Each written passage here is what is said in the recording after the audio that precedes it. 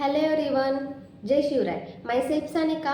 Welcome back to all about skill पैसा 30 day series. अगोदरच्या व्हिडिओमध्ये आपण बघितले की स्किल पैसामध्ये एनरोल झाल्यानंतर सुरुवातीच्या 15 ते 20 दिवसामध्ये तुम्ही काय केलं पाहिजे ते पहिल्या व्हिडिओमध्ये बघितलं. आज आपण बघणार आहोत की 20 ते 40 दिवसामध्ये तुम्ही नेक्स्ट प्रोसेस काय केली पाहिजे, म्हणजे स्किल पैसामध्ये तुमची दुसरी स्टेप काय असायला हवी. हा काळ खूप इम्पॉर्टंट आहे कारण इथे तुम्हाला लर्निंग सोबतच अर्निंग सुद्धा सुरुवात करायची असते. लक्षात ठेवा की सुरुवातीचे 15 ते 20 दिवस म्हणजेच फाउंडेशन असतं आणि तिथून पुढे 20 ते 40 दिवस म्हणजे इम्प्लिमेंटेशन आणि रिझल्ट मिळवायचा काळ असतो. या काळात जर तुम्ही योग्य स्टेप्स फॉलो करताल तर तुमची पहिली अर्निंग पण या ठिकाणी लवकर स्टार्ट होईल.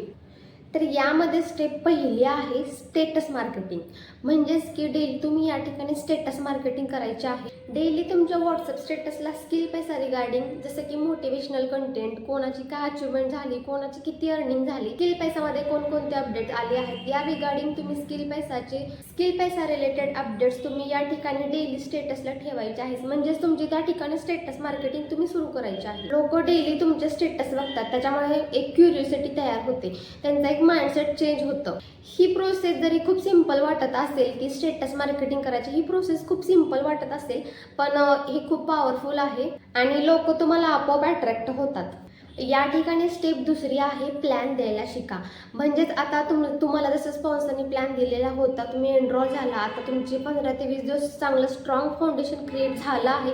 आता तुमची नेक्स्ट स्टेप आहे की प्लॅन द्यायला शिकणे. म्हणजेच की तुम्हाला समोरून जर विचारत असतील डिटेल्स की नेमकं प्लॅन काय आहे, वर्क काय आहे, तर तुम्ही त्यांना व्यवस्थित प्लॅन कसा द्यायचा हे तुमच्या स्पॉन्सरकडून शिकू शकता, त्यांच्याकडून नोट्स घेऊ शकता, त्यांच्याकडून काही स्टेप्स घेऊ शकता आणि या ठिकाणी कसा प्रेझेंट करायचा हे शिका. सुरुवातीला जर तुम्हाला येत नसेल तर तुम्ही स्पॉन्सरला कनेक्ट करू शकता.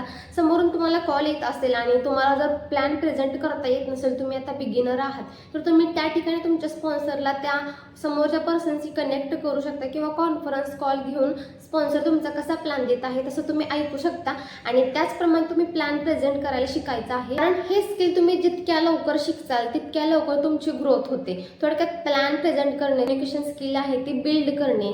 आता या पुढची स्टेप आहे तिसरी, कोर्सेसचे महत्त्व समजावून घ्या. पहिल्यांदा कोर्सेस काय आहेत ते पूर्ण कोर्सेस तुम्ही बघायचे आहेत. कोर्सेसचे इम्पॉर्टन्स तुम्ही समोरच्याला समजून सांगायचे आहे. या ठिकाणी फक्त अर्निंग होते एवढंच तुम्ही सांगायचं नाही, तर तुम्हाला जे कोर्सेस कंपनीने प्रोव्हाइड केले आहेत पहिल्यांदा त्याविषयी तुम्हाला नॉलेज असायला हवं. त्यानंतर तुम्ही समोरच्याला सांगू शकता.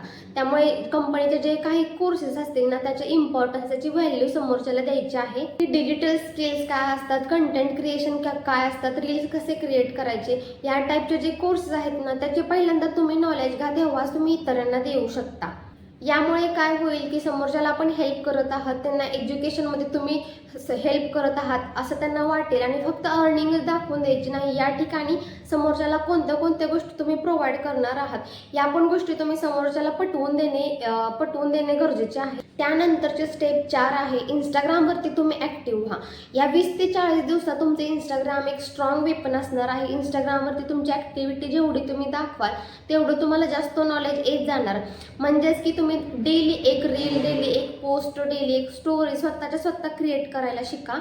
सुरुवातीला त्या ठिकाणी तुम्ही मोटिवेशनल सिंपल स्टोरी टाकू शकता. त्यानंतर तुम्ही स्किल पैसाची लाईफस्टाईल, कोणाकोणाची काय अचिव्हमेंट झाली ह्या गोष्टी तुम्ही नंतर हळूहळू शेअर करू शकता. तुमची क्रिएटिव्हिटी दाखवा आणि मेन म्हणजे डेली इंस्टाग्रामवरती तुम्ही ॲक्टिव्ह राहणे, डेली कन्सिस्टन्सी ठेवत असाल तर तो प्रेझेन्स खूप महत्त्वाचा असतो. कारण इंस्टाग्राम तुमचं हळूहळू ते रील्स वगैरे आहेत ना ते बूस्ट करायला हेल्प करतं.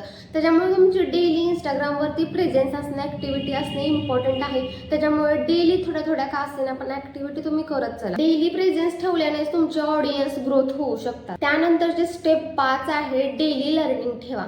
स्किल पैसाचा एक गोल्डन रूल आहे की डेली लर्निंग्स आणि नवीन सेशन्स येत असतात, तर त्या नवीन सेशन्समधून तुम्ही नवीन लेसन्स घ्यायला शिका. रील्स एडिट कसे करायचे आहेत, कॅप्शन कसे टाकायचे आहेत, हॅशटॅग कसे यूज करायचे आहेत किंवा तुम्ही जे कम्युनिकेशन स्किल आहे ती तुमची बिल्ड कशी झाली पाहिजे याचे तुम्ही डेली प्रॅक्टिस करत जाचाल. हे स्किल शिकत असाल तर तुमच्या बिझनेस ग्रोथसाठी ते खूप बेस्ट राहणार आहे. डेली काहीतरी नवीन शिकत राहा आणि शिकणं कधीच थांबवू नका. स्टेप 6 आहे, तुमचा जो स्पॉन्सर आहे त्या स्पॉन्सरच्या सगळ्या स्टेप्स फॉलो करा. कारण तुम्ही आता नवीन आहात तर सगळ्यात मोठा गाईड तुमच्यासाठी तुमचा स्पॉन्सर आहे. कारण स्पॉन्सर जे तुम्हाला मार्गदर्शन करत असतो ना ते खूप मोलाचे असते.